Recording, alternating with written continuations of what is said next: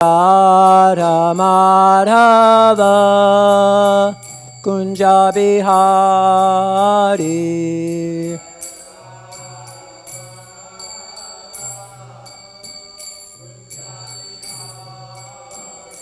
Jayo Radha Madhava Kunja Bihari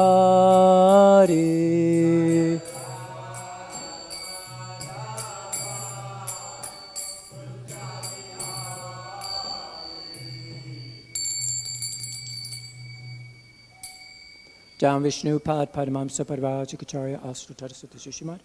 His Divine Grace Sri Bhaktivedanta Swami Prabhupada Ki Jai. Down Vishnu Pad Padamam Saparvajikacharya Astrutara Sushimad. Srila Guru Srila Bhaktisiddhanta Saraswati Goswami Maharaj Ki Jai. Ananta Koti Vaishnavrinda Ki Jai. ISKCON BBT Founder Acharya Srila Prabhupada Ki Jai. Namacharya Srila Haridas Thakur Ki Jai. Premsako Shri Kṛṣṇa Chaitanya Prabhu Nityananda Shri Advaita Gadadha Shivasari Gaura Bhaktivinoda Ki Jai. Shri Shri Radha Krishna Gopi Gopinath Shama Kund Radha Kund Giri Govardhan Ki Jai. Vrindavan Dham Ki Jai, Mayapur Dham Ki Jai, Navadvip Dham Ki Jai, Jagannath Puri Dham Ki Jai, Jamuna Maya, Ganga Maya Ki Jai, Tulsi Devi, Bhakti Devi Ki Jai, Grantara Srimad Bhagavatam Ki Jai, Transcendental Book Distribution Ki Jai, Harinam Sankirtan Jaga Ki Jai, Transcendental Prashadam Distribution Ki Jai, Gaura Pramananda Hari Hari Bo. All glories to the summer devotees, Hare Krishna. All glories to the summer devotees, Hare Krishna. All glories to the summer devotees, Hare Krishna. All glories to Shri Shri Guru and Shri Gauranga Goswami Prabhupada.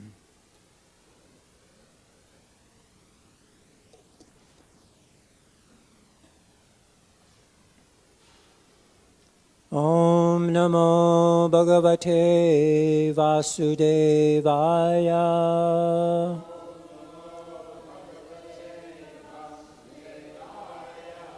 Om Namo Bhagavate Vasudevaya.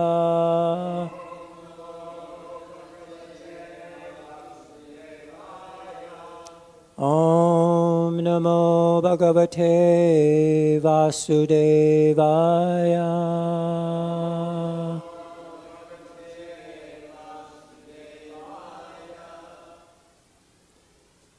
So today we're reading from the Srimad Bhagavatam. This is the third canto, chapter 29. We're on text number 21.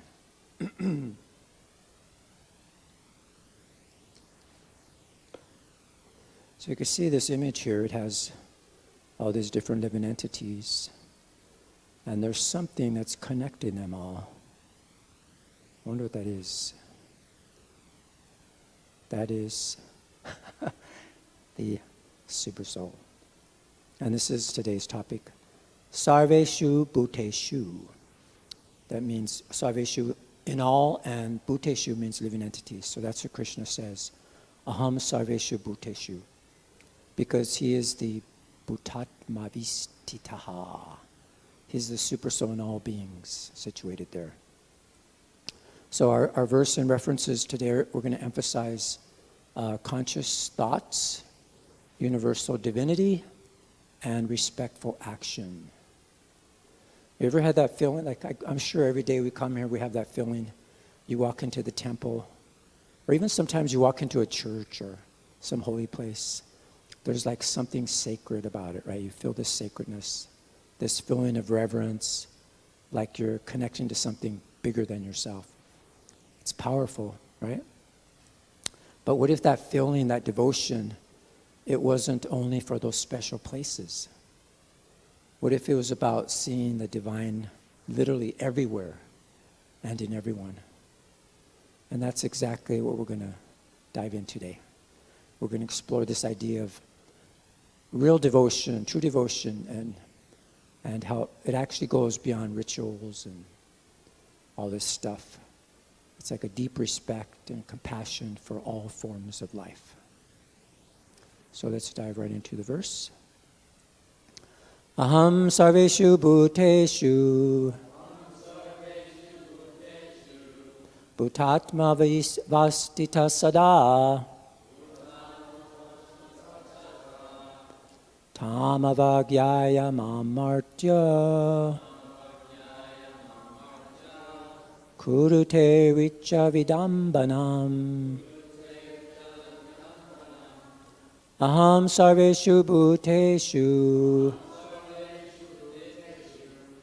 bhūtātmāvasthitaḥ sadā sadāya tam avajñāya martyaḥ kurute rcā-viḍambanam ahaṁ sarveṣu bhūteṣu bhūtātmāvasthitaḥ sadā tam avajñāya martyaḥ kurute rcā-viḍambanam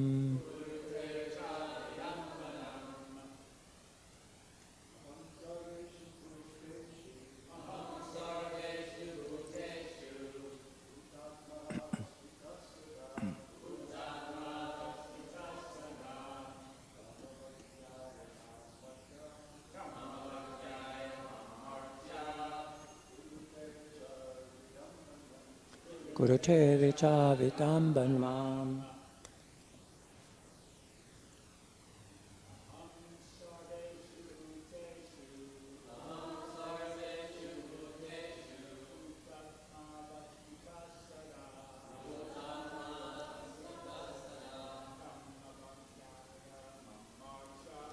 tam avajñāya martyaḥ kurute rcā-viḍambanam ahaṁ sarveṣu bhūteṣu bhūtātmāvasthitaḥ sadā tam avajñāya martyaḥ kurute rcā-viḍambanam ahaṁ sarveṣu bhūteṣu bhūtātmāvasthitaḥ sadā tam avajñāya martyaḥ kurute rcā-viḍambanam. Vaishnavis. Ahaṁ sarveṣu bhūteṣu bhūtātmāvasthitaḥ sadā tam avajñāya martyaḥ kurute rcā-viḍambanam ahaṁ sarveṣu bhūteṣu bhūtātmāvasthitaḥ sadā tam avajñāya martyaḥ kurute rcā-viḍambanam aham, I, sarveṣu, in all, bhūteṣu, living entities, bhūta-ātmā, the Supersoul in all beings, avasthitaḥ, situated, sadā, always, tam, that Supersoul, avajñāya,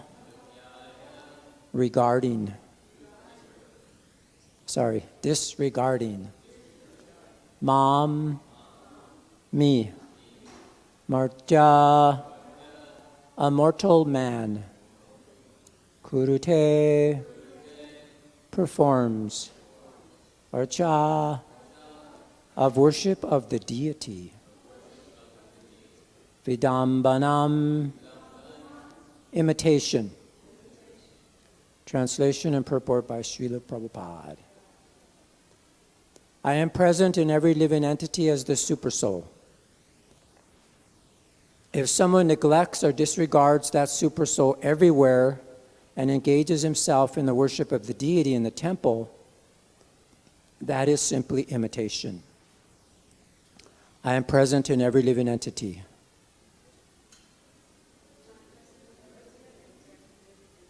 As the Supersoul. If someone neglects or disregards that Supersoul everywhere and engages himself in the worship of the Deity in the temple, that is simply imitation. Purport. In purified consciousness or Kṛṣṇa consciousness, one sees the presence of Kṛṣṇa everywhere. If, therefore, only one engages in deity worship in the temple and does not consider other living entities, then he is in the lowest grade of devotional service. One who worships the deity in the temple and does not show respect to others is a devotee on the material platform in the lowest stage of devotional service. A devotee should try to understand everything in relationship with Kṛṣṇa and try to serve everything in that spirit. To serve everything means to engage everything in the service of Kṛṣṇa. If a person is innocent and does not know his relationship with Kṛṣṇa, an advanced devotee should try to engage him in the service of Kṛṣṇa. One who is advanced in Kṛṣṇa consciousness can engage not only the living being, but everything in the service of Kṛṣṇa. Wow. Om Jnana Timarandasya Gnananjana Salakaya Chakshushrunmalitam Yena Tasmai Shri Guruve Namah. Shri Chaitanya Manobhistam Stapitam Yena Bhutale Swayam Upakadamayam Dadati Swapadantikam. Jai Shri Kṛṣṇa Chaitanya Prabhu Nityananda Shri Advaita Gadadhar Shivasari Gaura Bhaktivinoda. Hare Krishna, Krishna Krishna, Hare Hare. Hare Rama, Rama Rama, Hare Hare. Namo Vishnu Padaya Krishna Prasaya Bhutale Shrimati Jai Patak Swamaniti Namane. Namachar Padayane Nitya Kripa Padayane Gaura Kate Damada Nago Gamatarne. Namo Vishnu Padaya Krishna Prasaya Bhutale Shrimati Bhaktivedanta Swamaniti Namane. Namaste Saraswati Devi Gauravani Pacharne Nirvisesa Sunyavadi Paschacha Desatane. Vanchakopa Tubhischa Kripa Sindhu Vivacha Patitanam Pavanebhyo Vaishnavebhyo Namo Namaha. Okay, so the translation again. I am present in every living entity as the Supersoul. If someone neglects or disregards that Supersoul everywhere and engages himself in the worship of the deity in the temple, that is simply imitation. So, as you know, I like to just get an overview and kind of see from a bigger picture of the chapter to see where we are. I'd like to break it down here into this section. So we have the chapter. The first 6, those are Devahuti's instructions. She wants to know about bhakti, time, and the cycle of birth and death. And she glorifies Kapila Dev. And then from 7 to 20, he starts to answer her questions. And then 8 to 10, performers of bhakti in the 3 modes of material nature, characteristics of pure bhakti in those modes, and the different angas for bhakti, for the purification of the mind. And the practice of these angas of bhakti gives rise to pure bhakti. And then 21 to 27, this is where we are. Offenses are obstacles in bhakti and its solution. So this is a very important section. So these verses from 21 to 24, it's describing how if one neglects or disregards me, Kṛṣṇa, present in all jivas, hates or criticizes others, his deity worship is imitation only, like oblations into ashes. So the solution is to perform duties and worship the deity until you realize the presence of the Lord in all.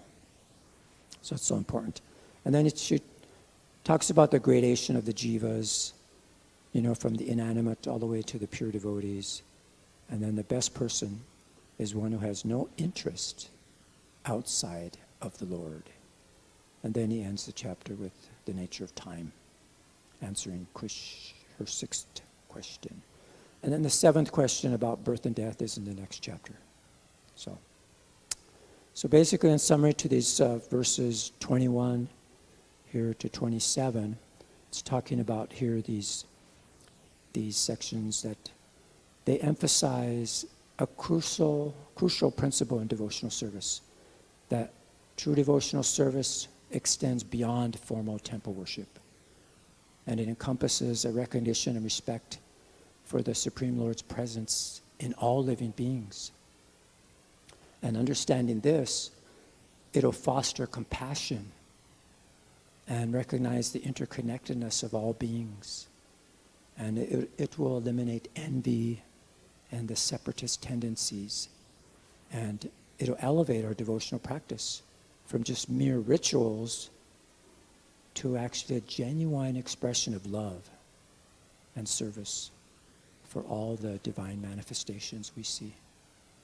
So, and in this chapter, there's some really nice analogies. I mentioned them in a previous class. We had different images about the Ganges River. You know, it shows the contrast between the mode of darkness and the natural flow of devotion, how it flows effortlessly. It's pure devotion. And then the air and the fragrance analogy, that was in text 20. And it shows how our consciousness carries devotion. So pure versus contaminated mediums. So it's important to understand that for our purification. And then ashes versus fire kind of relates to our verse today and tomorrow's verse. And that's the futility of showing, futility of external show without proper consciousness. And it shows the importance of genuine spiritual awareness. So that's a need for proper reception of our devotional activities. So I was doing some research on this particular verse, and I came across this verse. We could chant it together from the Bhagavad Gita. Avajñāya mam mudha manusim tanumashritam param bhavam ajananto mama bhūta-maheshvaram. Fools deride me when I descend in the human form. They do not know my transcendental nature as the Supreme Lord of all that be. So actually, the reason why I grabbed this one is because there's a wonderful purport in there by Srila Prabhupada. And in that purport, he talks about this particular verse. And so it explains how foolish people, they misunderstand Kṛṣṇa when he descends. So even though he appears as a human, Kṛṣṇa is Ishvara Parama Kṛṣṇa, and his body is Satchidananda, and he performs superhuman acts. So the causes of misidentification with Kṛṣṇa, the reason he appears to act like an ordinary person, like a friend of Arjuna or a politician. But fools, these mudhas, they lack knowledge of his transcendental nature and his energies. And they can't understand how this human form could control both the infinite and the finite energies. So we have to have that correct devotional understanding that pure devotees, they recognize Kṛṣṇa as the Supreme Lord and they surrender to him. And how Kṛṣṇa is simultaneously the Supreme Person and is all-pervading, present as the Paramatma in all beings. So this is a proper worship. It includes respecting all living entities as temples of the Lord. But neophytes, they only worship the deity and they neglect other living entities. So that needs correction. So the purport, it addresses this philosophical tension between the personalists and the impersonalists. And in the purport, Srila Prabhupada actually refers to this verse in the Bhagavatam that we're reading today. How fools misidentify Kṛṣṇa. So, but Kṛṣṇa is both the Supreme Person, and he's in his eternal abode in Vrindavan, yet he's all-pervading throughout the material and spiritual worlds. It's amazing. So, I actually copied the purport here so you could get an idea what Prabhupada says. Some of those who deride Kṛṣṇa and who are infected with the Mayavadi philosophy quote the following verse from the Srimad Bhagavatam 3:29-21. Actually, from this verse they're trying to prove. Can you imagine? To prove that Kṛṣṇa is just an ordinary man. Ahaṁ sarveṣu bhūteṣu bhūtātmāvasthitaḥ sadā. The Supreme is present in every living entity. We should better take note of this particular verse from the Vaishnavacharyas. It's amazing how they get that. So these are the Vaishnavacharyas like Jiva Goswami, Vishnu Chakravarti Thakur, instead of following the interpretations of unauthorized persons who deride Kṛṣṇa. So Jiva Goswami, commenting on this verse, he says that Kṛṣṇa, in his plenary expansion as Paramatma, is situated in the moving and non-moving entities as the Supersoul. So a neophyte devotee who simply gives his attention to the arcā-murti, the form of the Supreme Lord in the temple, and does not respect other living entities, is uselessly worshiping the form of the Lord in the temple. There are three kinds of devotees, and the neophyte is in the lowest stage. The neophyte devotee gives more attention to the deity in the temple than to other devotees. So Vishnava Chakravarti Thakur warns that this sort of mentality should be corrected. And then Prabhupada goes on to talk about how Krishna is in everyone's heart. It's a temple, like every body is a temple, and we should properly respect everyone, every living entity, because Krishna is there. So it shouldn't be neglected. And then there's another verse, the same sarveṣu bhūteṣu is used. I mean, it's used hundreds and hundreds of times, but I just picked out the ones from the Bhagavad Gita. There's too many. This is a nice verse we could chant together. Samam sarveṣu bhūteṣu tistatam parameshvaram vinashyatva vinashyantam yapashyati sapashyati. One who sees the Supersoul accompanying the individual soul in all bodies, and who understands that neither the soul nor the Supersoul within the destructible body is ever destroyed, actually sees. So this is verses stating that who truly sees, he recognizes reality. The Supersoul is in everyone. That divine consciousness is in every being. While these physical bodies are temporary and destructible, but both the individual soul and the Supersoul, they're eternal and indestructible. So this constitutes this authentic spiritual vision. And in the purport there, Srila Prabhupada, he explains the proper spiritual knowledge required to recognize these three elements together. The physical body, the individual soul that owns the body, and the Supersoul that accompanies that individual soul. So how do we understand this? Through association of genuine teachers. So mostly people, they mistakenly believe that everything ends with the body when it's destroyed. But in truth, the individual soul and the Supersoul, they continue to exist. The term Parameshvara refers to the individual soul as master of the body or the Supersoul. But in either interpretation, they both continue after this physical body is dead. And then there's another verse. We chant this one together. Pritatvena tu yajnanam nana bhavan pritagvidan veti sarveṣu bhūteṣu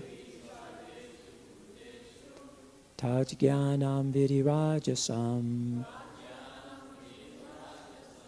That knowledge by which one sees that in every different body there is a different type of living entity, you should understand to be in the mode of passion. So that's that rajas. They see separation between different living entities. Oh, you're like this, you're like that, I hate you. So this is what goes on. So this is knowledge influenced by the mode of passion. And Prabhupada gives a wonderful purport there that the belief that the physical body itself is a living entity, that's what they believe. Or they think that the consciousness is destroyed when the body is destroyed. And that the idea that there's no separate soul beyond the body. So that's temporary consciousness. So this is what they, but we have to view that the all-pervading soul is everywhere. You see? So this is a wonderful perspective that we should have. And then, one more. Brahma bhūta prasannātmā na sochati na kaṅkṣati sama sarveṣu bhūteṣu mad bhaktim labhate padam. One who is thus transcendentally situated at once realizes the Supreme Brahman and becomes fully joyful. He never laments or desires to have anything. He is equally disposed toward every living entity. In that state, he attains pure devotional service unto me. So, this is the qualities of someone who achieved that Brahma Bhuta stage. He's fully joyful, he's satisfied, he doesn't lament for losses, nor does he desire future gains. He views everyone equally, and then he attains pure devotional service. And Prabhupada there gives a wonderful purport also about the exalted state of attaining, that's attainable through pure devotional service as taught by Lord Chaitanya. So okay, the Supersoul is called the Paramatma. So it's basically a divine spark that lives inside of everyone, everything. And it's not just humans, but animals, plants, and what we might actually think of as inanimate objects also. So it's a very radical idea that this divine consciousness is woven into the actual fabric of existence, everything. And that's pretty mind-blowing, actually, when you think about it. It's not just about going to the temple and bowing down to the deity. It's actually recognizing that divinity is in the person sitting next to me, right? In the bus, the birds, outside the window, even ants crawling on the sidewalk. So we could see that. So the Supersoul is present, and when we see him within the heart, or we could actually meditate on his transcendental pastimes. So I figure there's 3 important points that I get from this particular verse and how it relates to the chapter. The first one is that the Supersoul's presence is in every living entity, all the 8,400,000 different species. And the devotee meditating or in deep prayer experiences the presence of the Supersoul through Kṛṣṇa consciousness. So those are authentic devotees. They recognize him everywhere. And this understanding transforms our interactions with everyone. And in yesterday's purport, it said there, it quotes Bhagavad Gita, Bhakti-mama abhijananti. A person saturated with devotional service and full Kṛṣṇa consciousness can understand the Supreme Personality of Godhead either as the Supersoul or as the Supreme Person. And then excuse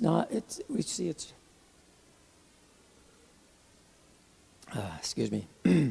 So it's about aligning our inner world, our heart with our actions, what we're actually doing out in the world. And to bring it home, these particular purports, they use a very powerful analogy here that compares this kind of, not innerly absorbed, but just externally showing. It's like this incomplete worship, offering valuable ghee or oblations or devotion into ashes instead of fire. So what's the use? It's useless. You're just wasting it. So it's a very striking image. So we're trying to do the right thing outwardly, but if our hearts aren't into it, then we're not feeling that reverence for everyone we meet. It's like an empty gesture. Something's missing. So that second point is that incomplete worship. So true devotion actually extends beyond the temple worship. If we ignore all living beings, it's imitation, it's described. So we have to have this. It proves that we have compassion for all creatures. And we distribute prasadam, We distribute transcendental literatures. We do all these different things. It's avoided also, in this chapter says we should avoid cheap preaching or being a cheap guru or preacher without proper training, that they have to actually follow the process.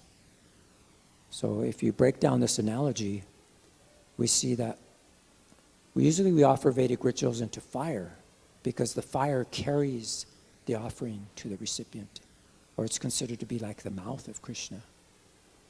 But ashes, they're the remnants. The fire's gone.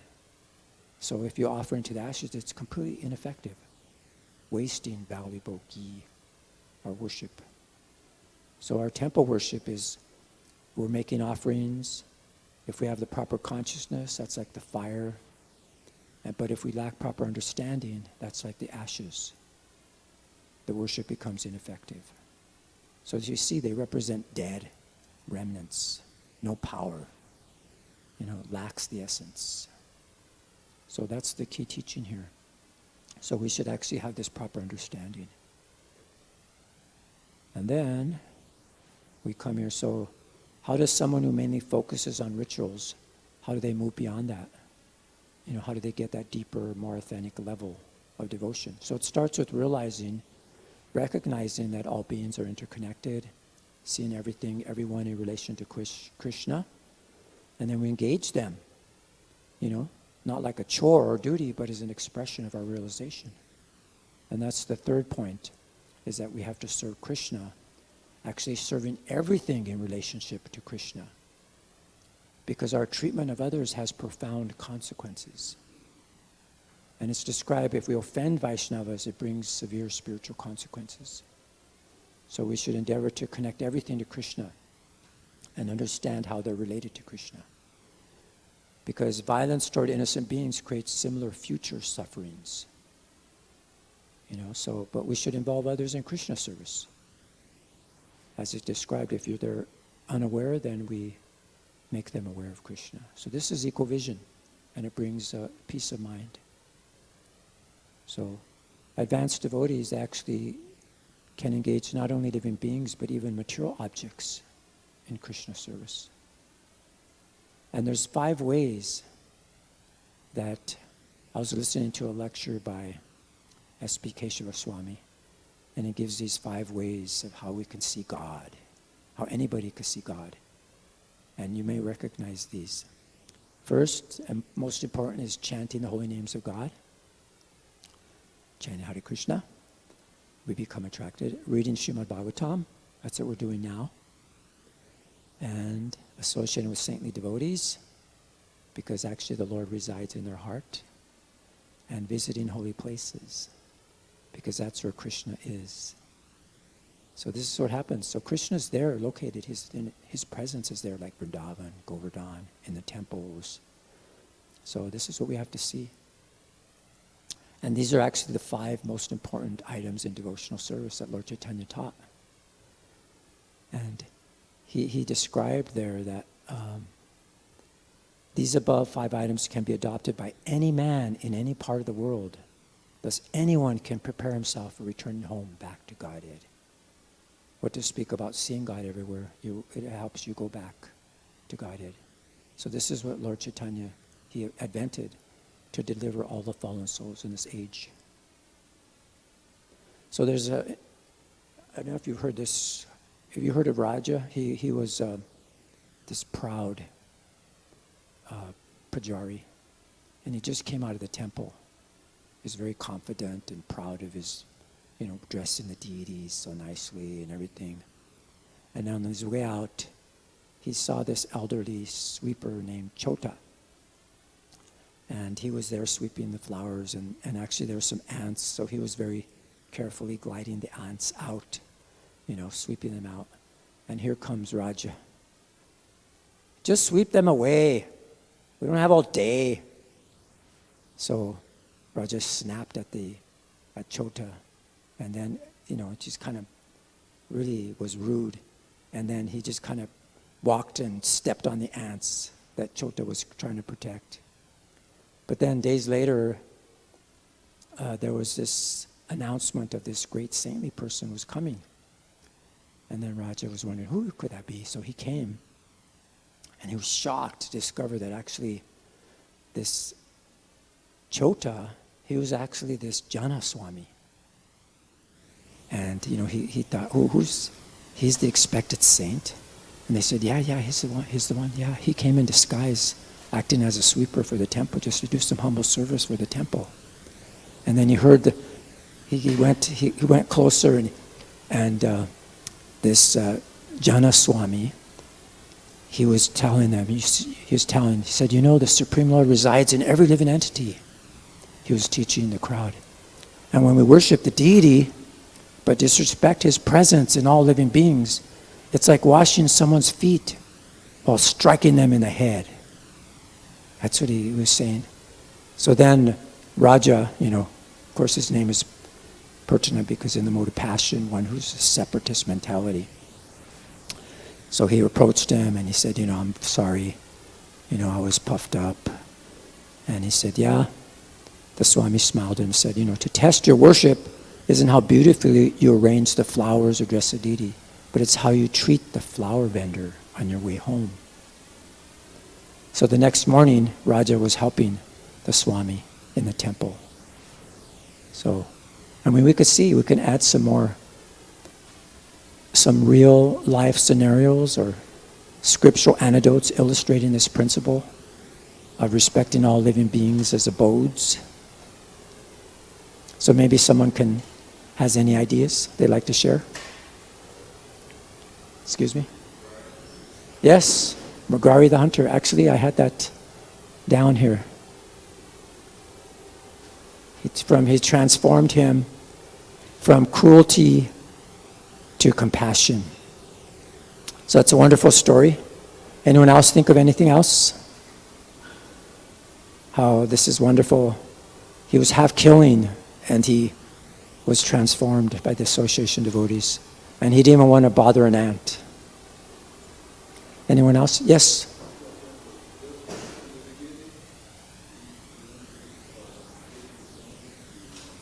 Yes.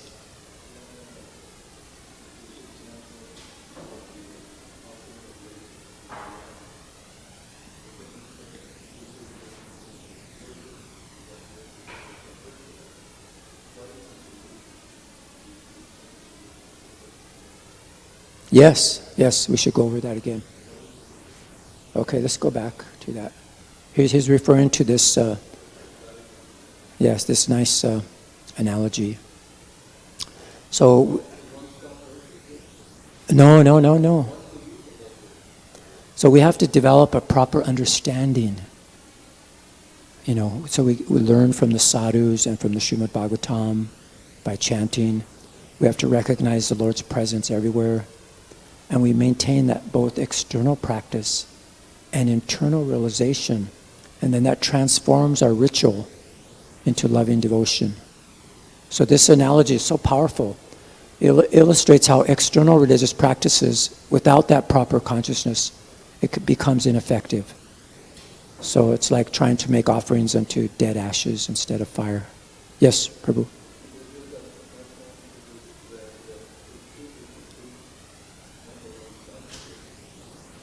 No.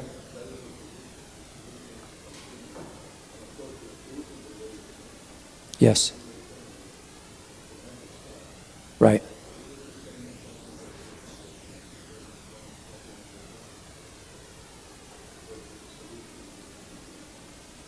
Yes. Yes, Virabhava Maharaj is making a very important point, that it's not that we stop the deity service or the worship, but we have the proper consciousness. We continue. And actually in the verse it says, I think it was in the next verse, if we continue our deity service until we see the Supreme Lord in everyone. So it's important. So yes, that's a very important point. We should emphasize that. Thanks for emphasizing that. So anyone else has any other ideas? Here's a hint. Anybody remembers this story? Of how Shivananda Sena, he encountered a dog. Most people shoo it away, but Shivananda, he saw something different, and he saw the Supersoul and he actually gave him some prasad. And, food offered to Kṛṣṇa. And so he showed respect. And so he treated the dog with the same reverence as the deity. He saw that as a temple of the Lord. And so what happened is that out of that simple act of compassion, the dog was liberated from its lower birth. So isn't it amazing? So we have to be eager to deliver the conditioned souls who have been engaged in these material bodies. So the devotees are expected to carry this message to everyone. And that's in the purport to text 23, actually. It's going to describe this. So, any other comments or ideas? Yes, Prabhu. On this point of the Supersoul, I've often heard before, like, for example, say you're on book distribution and, people, they don't want to take a book, but your desire for them to take a book is so strong, and Kṛṣṇa's in their heart, and Kṛṣṇa also wants them to take a book, so it's kind of 2 against 1, and it overrides their unwillingness. Is there truth to this? Is there like some shastric examples of this, or is this just kind of speculation that I've heard around? What you're saying is your desire has to be stronger than their desire? And that's what makes the difference? Is that what you're saying?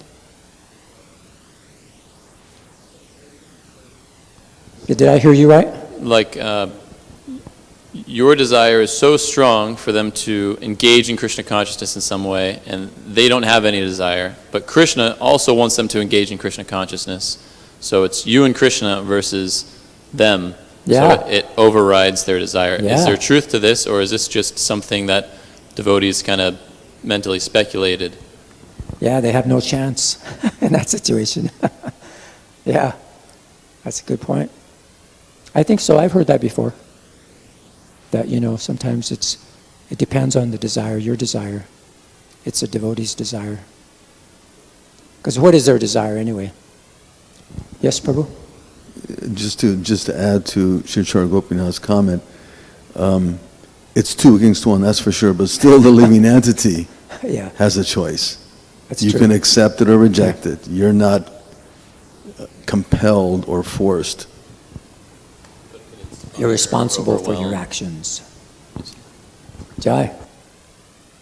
There's some really nice point I was going to talk about, but the Nityananda's Vyasa Puja, it's in the Chaitanya Bhagavat, in the Madhya Kanda, and he was talking about all the offenses to the devotees and things there, what it talks about. It really expands on this point about understanding the Supersoul in all living entities. And I'd recommend reading that because he talks about this Vaishnava unity, offense of discrimination, universal presence of Vishnu, the hierarchy of offenses, and talks about materialistic devotees and how to have the proper attitude and warnings that he gives. So it's very important. We don't have time to do that now, but it's very powerful description there. And then I'd just like to end with this. So imagine that all your thoughts are revealed on a giant billboard. Can you imagine that? What would happen? Like you're walking down the street and all of a sudden, your thought, what can I get? Or what can I get out of these people? Or you have another thought here. Or you can have, how can I serve?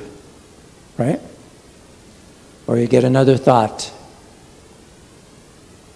I better act like them, right? Or you could say, are my thoughts aligning me towards my purpose?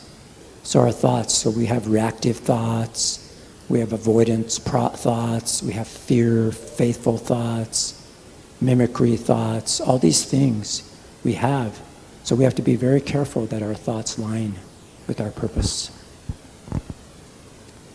So that's what we kind of talked about what are your thoughts? How do we have to have this genuine, reflective, inner recognition of that divine spark in everyone, recognizing the Supersoul. So we should think like that. But actually your thoughts are being heard by Kṛṣṇa, the Supersoul. more than just being on a billboard. So that's so important there. So this is what we end with, that the seva puja, deity worship, we have to serve the deity of Kṛṣṇa. He's eager to be dependent on us. And this is the point Maharaj is making, is that we have to serve the deity. You know, it's stressed throughout the Srimad Bhagavatam. It's not enough just to perform prescribed duties, but we have to execute devotional service according to these duties and worship the deity until one appreciates the presence of the Lord in every living entity. So we could, yes, Maharaj. Just to add to what Gaudacandra Prabhu just said, that the book distributors, they all know this better than myself, that the balance is just to be very careful not to fall into the ninth offense when you're distributing the book, which is to insist to the point that they become offensive. So I think that has to do with this question also. Thank you. Yes. Thank you. Thank you, Maharaj. So here we just discussed the path to genuine spiritual advancement. It's in cultivating that equal vision and recognizing the interconnectedness of all life through Kṛṣṇa and engaging in devotional practices with this holistic understanding. So our acts of devotion should be sincere reflections of our inner realizations, moving beyond this mere imitation to genuine expressions of love and service to Kṛṣṇa. So thank you very much. All glories to Srimad Bhagavatam. All glories to Srila Prabhupada.